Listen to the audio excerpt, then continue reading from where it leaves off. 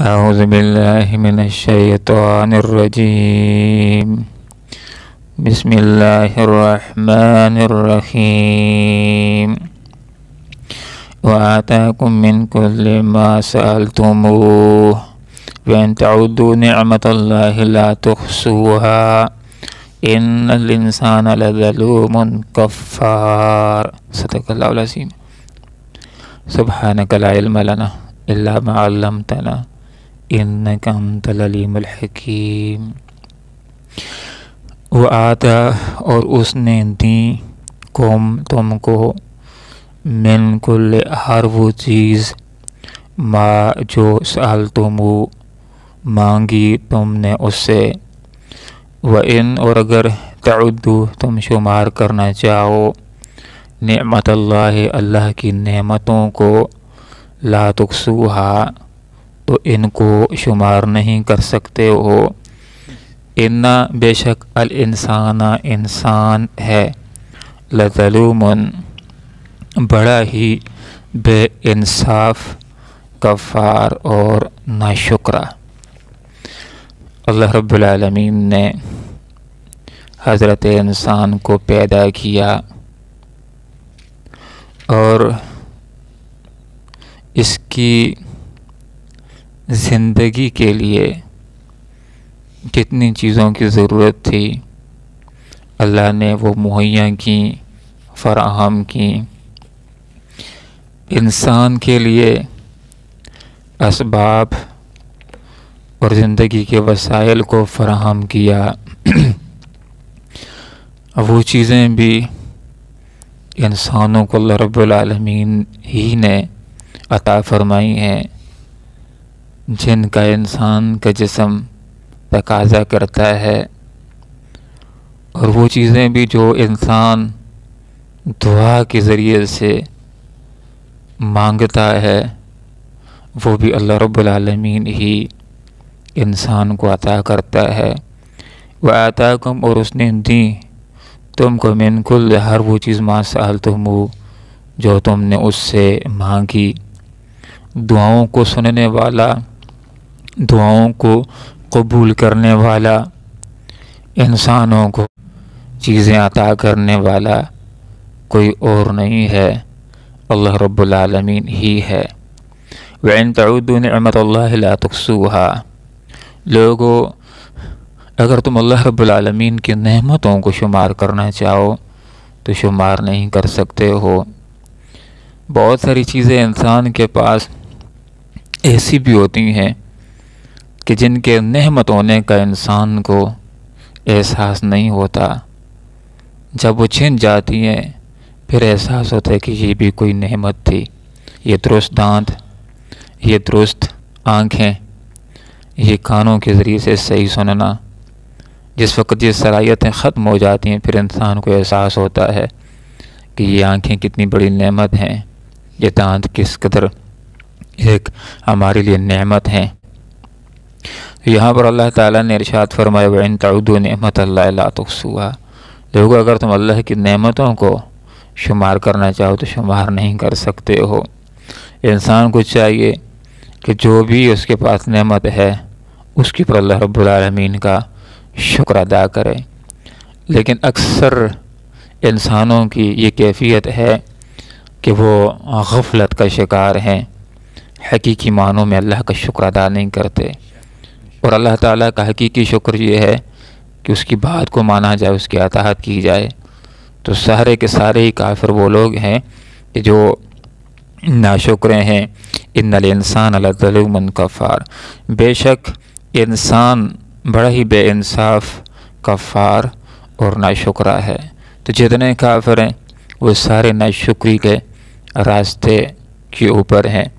اور دوسری بات یہ کہ جو آدمی اللہ کی نعمتوں کا شکر ادا نہیں کر رہا، ناشکری کے راستے پر ہے، حقیقت کے اندر لظلوم وہ بڑا ہی بے انصافی کر رہا ہے، ناشکری کر کے اپنے آپ ہی کے اوپر ظلم کر رہا ہے. اس لیے یہ بات اللہ رب العالمین نے ارشاد فرمائی ہے لَإِن شَكَرْتُمْ لَأَزِيدَنَّكُمْ وَلَإِن كَفَرْتُمْ إِنَّ عَذَابِي لَشَدِيدٌ کہ لوگو اگر شکر ادا کرو گے تو میں تمہارے لیے نعمتوں میں اضافہ کر دوں گا، لیکن اگر ناشکری کرو گے تو پھر میرا عذاب بڑا سخت ہے۔ انسان کو اپنے اندر شکر گزارانہ رویہ پیدا کرنے کے لیے یہ حدیث ہمیشہ اپنے دل و دماغ کے اندر رکھنی چاہیے، جس کا مفہوم یہ ہے کہ لوگوں دنیا کے معاملے میں اپنے سے پیچھے کو دیکھو۔ جس کا گھر ہے بنگلے اور کوٹھی والے کو نہ دیکھے، ایسے لوگوں کو دیکھو جن کا گھر بھی نہیں، جو کرائے کے گھر میں رہتے ہیں، تو شکر کا ایک جذبہ اس کے اندر پیدا ہوگا۔ اور آپ صلی اللہ علیہ وسلم نے ارشاد فرمایا کہ دین کے معاملے میں اپنے سے آگے کو دیکھو۔ اگر 1 سپارہ پڑھتے ہو تو دیکھو کوئی ایسا بھی ہوگا جو دن کے اندر 2 سپارے تلاوت کرتا ہے، تم بھی 2 یا اس سے زیادہ تلاوت کرنے کی کوشش کرو۔ اگر روزانہ اللہ کے راستے میں 100 روپے دیتے ہو تو دیکھو کوئی ایسا بھی ہے جو روزانہ 200 دیتا ہے، اس کے ساتھ ریز کرو، غبطہ کرو، رشک کرو۔ روایت کا مفہوم ہے، آپ صلی اللہ علیہ وسلم نے ارشاد فرمایا کہ 2 بندے ایسے ہیں جن کے ساتھ ریز کی جا سکتی ہے، رشک کیا جا سکتا ہے، غبطہ کیا جا سکتا ہے۔ ایک وہ کہ جس کو اللہ رب العالمین نے قرآن کی دولت دی ہے، دن کو لوگوں کو سکھاتا ہے، رات کو لوگوں کو سکھاتا ہے، جتنا وہ سکھاتا ہے اس سے زیادہ تم سکھانے کی کوشش کرو۔ ایک وہ بندہ کہ جس کو اللہ رب العالمین نے دولت دے رکھی ہے، دن کو اللہ کے راستے میں دیتا ہے، رات کو دیتا ہے، وہ جتنے دیتا ہے اس سے زیادہ تم دینے کی کوشش کرو۔ محترم سامعین، آج جو سبق ہم نے پڑھا اس کے اندر دوسری بات ہمیں یہ سمجھائی گئی، پہلی تو شکر ادا کرنے کی، اور دوسری یہ کہ ہمیں جو نعمت بھی چاہیے، جو چیز بھی چاہیے، وہ ہم اللہ رب العالمین ہی سے مانگیں۔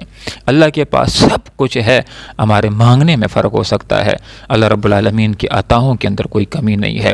حدیث کا یہ مفہوم ہے کہ آپ صلی اللہ علیہ وسلم نے ارشاد فرمایا، حدیث قدسی ہے کہ رب کائنات کا ارشاد اقدس ہے، اے میرے بندو، اگر تمہارے اگلے پچھلے جن اور انس تمام ایک میدان کے اندر جمع ہو جائیں، مجھ سے اپنی حاجات مانگیں اور میں ان کو ان کی حاجات کے مطابق دے دوں، تو میرے خزانوں کے اندر اتنی کمی بھی واقع نہیں ہوگی جتنی کہ سوشی کو سمندر کے اندر ڈال دیا جائے، سمندر کے پانی میں تو کمی آ سکتی ہے، لیکن میرے خزانوں میں اتنی کمی بھی واقع نہیں ہوتی۔ اور دعا کے بارے میں آپ صلی اللہ علیہ وسلم نے یہ بھی ارشاد فرمایا، حدیث کا یہ مفہوم ہے کہ لوگوں اگر تم نے جوتے کا تسمہ بھی مانگنا ہو تو اللہ رب العالمین ہی سے مانگو، چھوٹی چیز مانگنی ہو یا بڑی چیز مانگنی ہو، ہدایت مانگنی ہو، اہدنا الصراط المستقیم، تو اللہ ہی سے مانگنا چاہیے۔ اللہ ہم کو سیدھا راستہ دکھا، اس کے اوپر چلا اور موت تک اس کے اوپر چلائے رکھ۔ آپ صلی اللہ علیہ وسلم نے ارشاد فرمایا، الدعاء والعبادت، دعا ہی عبادت ہے۔ فرمایا الدعاء مخ العبادت، دعا عبادت کا مغز ہے۔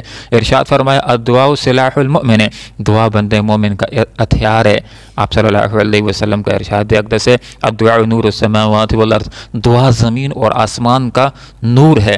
ارشاد اقدس ہے آپ صلی اللہ علیہ وسلم کا، فرمایا کہ تقدیر کو، حدیث کا مفہوم ہے، تقدیر کو کوئی چیز بھی نہیں پلٹا سکتی، تبدیل کر سکتی سوائے دعا کے۔ دعا مانگنی چاہیے، کثرت سے مانگنی چاہیے۔ وہ لوگ جو اللہ سے مانگتے ہیں اللہ ان سے خوش ہوتا ہے، جو اللہ سے نہیں مانگتے اللہ ان سے ناراض ہوتا ہے۔ دعا کے قبول ہونے کی 4 صورتیں ہوتی ہیں، دعا کسی صورت کے اندر ضائع نہیں ہوتی، رد نہیں ہوتی۔ 4 صورتیں قبول ہونے کی۔ نمبر 1 یہ حدیث کا مفہوم ہے کہ انسان جو مانگتا ہے اللہ اس کو دے دیتا ہے۔ دوسری یہ کہ جو مانگا وہ اللہ نہیں دیتا، اس کے علاوہ کوئی اور چیز دے دیتا ہے۔ تیسری یہ کہ جو مانگا وہ بھی نہ ملا، اس کے علاوہ کوئی اور چیز بھی نہ ملی، اس کے اوپر جو مصیبت آ رہی تھی دنیا کے اندر اللہ اس تک وہ پہنچنے نہیں دیتا۔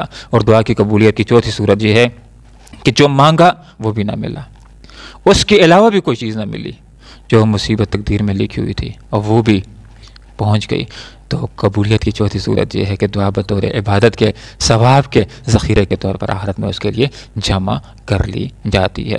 آخر میں یہ بات ذکر کر کے اپنی بات کو ختم کرتا ہوں کہ علماء نے یہ بات لکھی ہے کہ دعا کے قبول ہونے کے لیے 3 شرطیں ہیں۔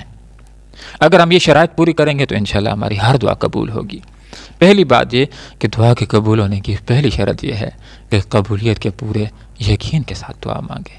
یہ نہیں کہ دعا مانگ رہا اور ذہن میں پتہ نہیں قبول ہوتی یا نہیں، ایسی بات نہیں، قبولیت کے پورے یقین کے ساتھ دعا مانگے کہ اللہ سے جو مانگتا ہوں اللہ دینا چاہے تو ضرور مجھ کو دے سکتا ہے، اور اللہ تعالیٰ انشاءاللہ ضرور مجھ کو عطا فرمائے گا۔ حدیث کا یہ مفہوم ہے، آپ صلی اللہ علیہ وسلم نے ارشاد فرمایا کہ اللہ رب العالمین غافل دل کی دعا کو نہیں سنتا کہ انسان اللہ سے مانگ رہا ہو اور دل و دماغ اس کا کہیں اور ہو۔ اس لیے پہلی بات یہ ہے کہ قبولیت کے پورے یقین کے ساتھ دعا مانگے کہ انشاءاللہ میں دعا کرتا ہوں میرا رب سنے گا، قبول کرے گا اور مجھ کو چیز عطا فرمائے گا۔ دوسری شرط یہ ہے کہ کبائر سے اجتناب کرنے والا ہو، کبیرہ گناہ کر کے اللہ کو ناراض کر رکھا ہو تو یہ چیز انسان کے دعاؤں کے قبول ہونے میں رکاوٹ ہو سکتی ہے۔ اس لیے جس وقت دعا کرنا چاہتا ہے تو اللہ سے معافی مانگ لے، توبہ کر لے، آئندہ کے لیے اپنی اصلاح کا پختہ عزم کر لے، اللہ رب العالمین کو راضی کر لے، اللہ سے معافی مانگ لے، پھر اللہ تعالیٰ سے دعا کرے۔